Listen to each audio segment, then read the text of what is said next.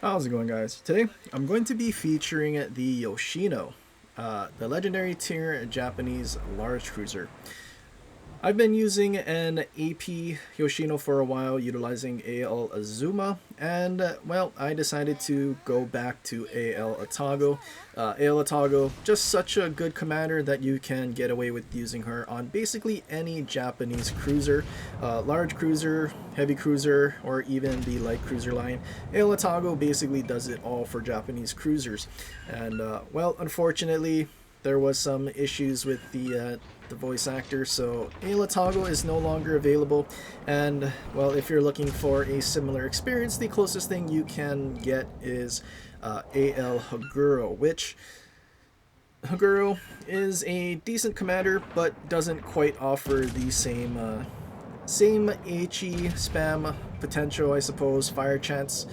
You do have some skills that increases your HE damage, but you don't get nearly as much, and you also don't get nearly as much fire chance. But you do have fully packed on Hoguro, which is kind of something that I do miss on Aelitago, but at the same time, something like Yoshino having 3 heals base, I don't find that to be the end of the world. I mean, having 4 would be great and all, but typical cruisers only have 2, so having fully packed giving you 3, whereas Yoshino already starts with 3, you can get away with using a refill station.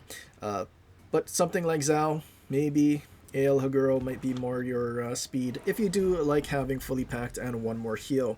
You don't have to be, well, I mean, you should be careful, but if you do take damage, you can obviously heal it back, and you don't have to be the kind of person that just hides, waits for someone to shoot, and then you shoot them, trying to go unspotted and not take any damage whatsoever.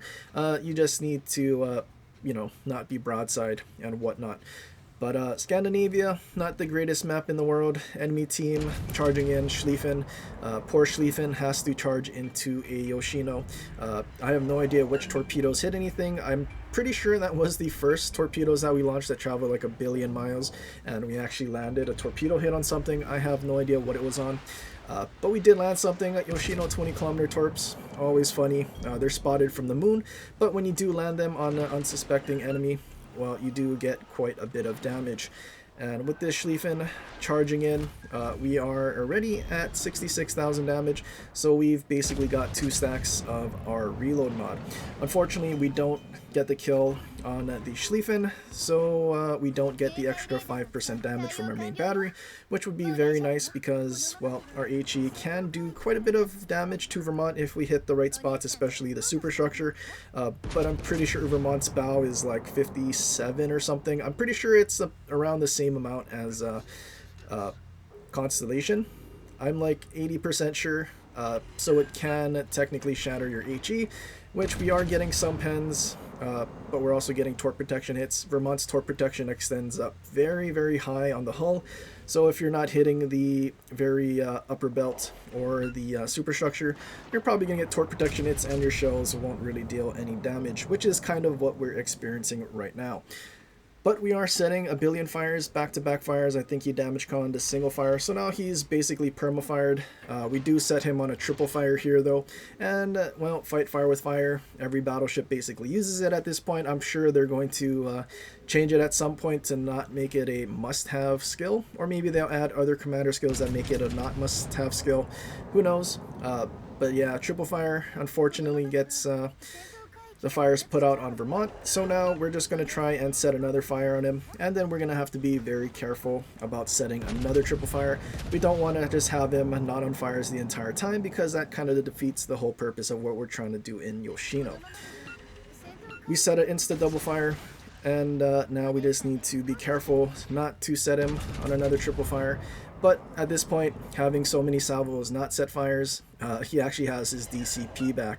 So unfortunately, he just damage cons it, and now we're forced to set more fires. Could have also been teammates that were also HE spamming him that set him on the triple fire, as he's currently on a fire right now, which would be too soon for a DCP. but he's broadside. We haven't loaded AP yet, so we're just going to have to shoot his superstructure. Enemy destroyer is also spotted in front of us, but he smokes up and goes unspotted. We do need to kill this Vermonov very quickly though, because he can't overmatch our entire ship, and it's one accidental citadel away from basically ending our whole match, and then forcing us to be a very kitey cruiser, which we kind of don't want to do. I don't like kiting the entire time. As a fairly aggressive player, I'd rather push if I absolutely can. But now we're going to start pushing. We did use our sonar earlier, assuming there were Schlieffentorps and maybe the DD that was in the objective as well. Checking our main battery range without refill station, and we're just about to get in range. Wisconsin, pretty good battleship. Definitely more scary than, I'm pretty sure there's a Musashi over there, with its accuracy and having a reload boost. But also at the same time, Wisconsin having a 38 casemate and 38 deck is a battleship that we can absolutely melt with our HE, because we do pen 50 millimeters of armor. So realistically, Wisconsin is just going to get absolutely cooked. I think we also set him on a triple fire, or he uses DCP, one of them, and well, we now need to set him on fire again. He's starting to focus us because I think we are causing him the most issues, and his salvo that was slightly underlead hits our stern and chunks us for like over 10k, so we now need to use our first heal.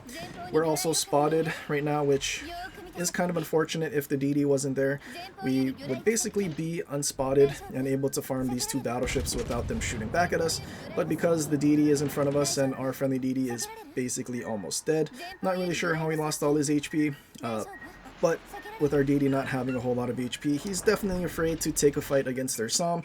So we're kind of stuck here. I'm going to be spotted by the enemy DD and in a spot for those battleships to farm.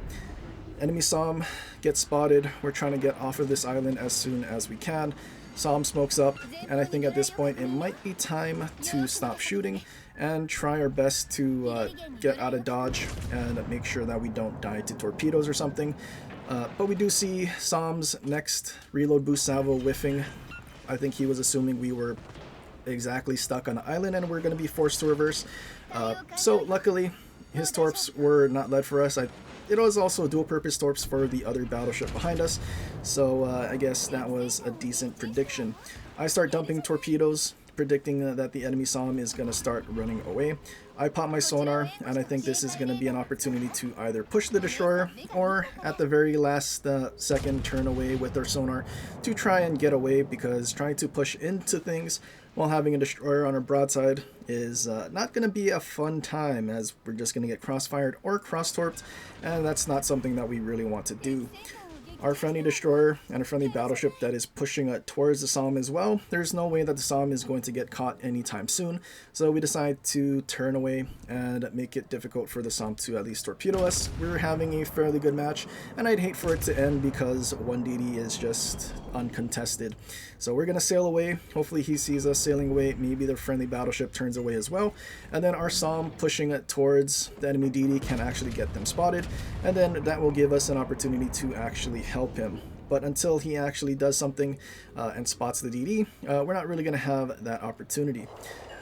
I switch to AP, assuming this Seattle is going to try and turn away.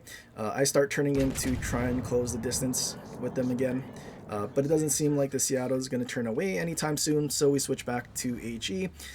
I see our friendly SOM getting close to the enemy smoke screen, so I'm kind of assuming SOM is going to get spotted soon, which he does. I think he actually gets spotted by our friendly battleship, so we take a pot shot.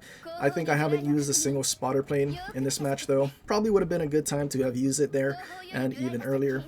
But spotter plane, I feel like, is a little more valuable on a build for AP. I feel like if we're going to use spotter plane on an HE build, it probably would be at times like this for shooting DDs, but at the same time, spotter plane doesn't feel like it always works, so I'm a bit hesitant to always just use it on cooldown. But we do finish off the enemy SOM. Our friendly SOM finally caught up to him and our friendly battleship. I guess SOM just got caught anyway though. And, well, enemy SOM being dead, that allows us to start pushing in again. But not having fully packed, we are now out of sonars, which can be an issue. Enemy Seattle, that's been bound reversing and throttle jockeying here. somehow is alive still. I would have expected him to have died kind of a while ago. He's just sitting there stationary, not really sure what this Seattle player is doing, but we don't mind. It's just free damage. We're going to keep farming him. We're also on 4 kills, so we're going to do our best to push in and see if we can secure our Kraken. Seattle starts reversing again. We're still firing HE, 4 stacks of our legendary reload mod, so we're getting 20% more damage. Yoshino HE damage with AL Atago skill, giving us, 10% more damage. On top of that, can be pretty nasty. Unfortunately though, we're not the ones to finish off that Seattle, so we don't secure a Kraken quite yet, but there are still 2 ships alive, a full HP Kremlin, and a DD that has not yet been spotted. I'm hoping our friendly SOM can also go and spot him as well. We see torpedoes going towards our friendly DD and the battleship that was at B. So now we are just going to be careful. We know the DD's somewhere in front of us, so we're going to wait for an opportunity or our friendlies to spot him, and hopefully we will be able to secure our Kraken. We do also have to worry about that Kremlin, as well, as we're not sure where he went. He could be sitting there still, or maybe he went around the island and is actually pushing it towards our spawn. We're not quite sure. Enemy Velos gets spotted. He does have very fast reloading torpedoes. We finally use our first spotter plane, and we get some absolutely godly dispersion on that on the Velos, and we get our Kraken. Kremlin finally starts coming around the island as well.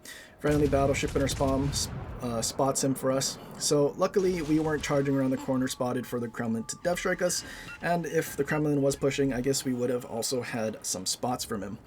The Kremlin just pushing it towards a Louisiana, eating a billion torpedoes and a ton of damage for basically no reason. I mean, there's not much he can do. He's also just sailing flat broadside for Louisiana guns as well, which is kind of unfortunate.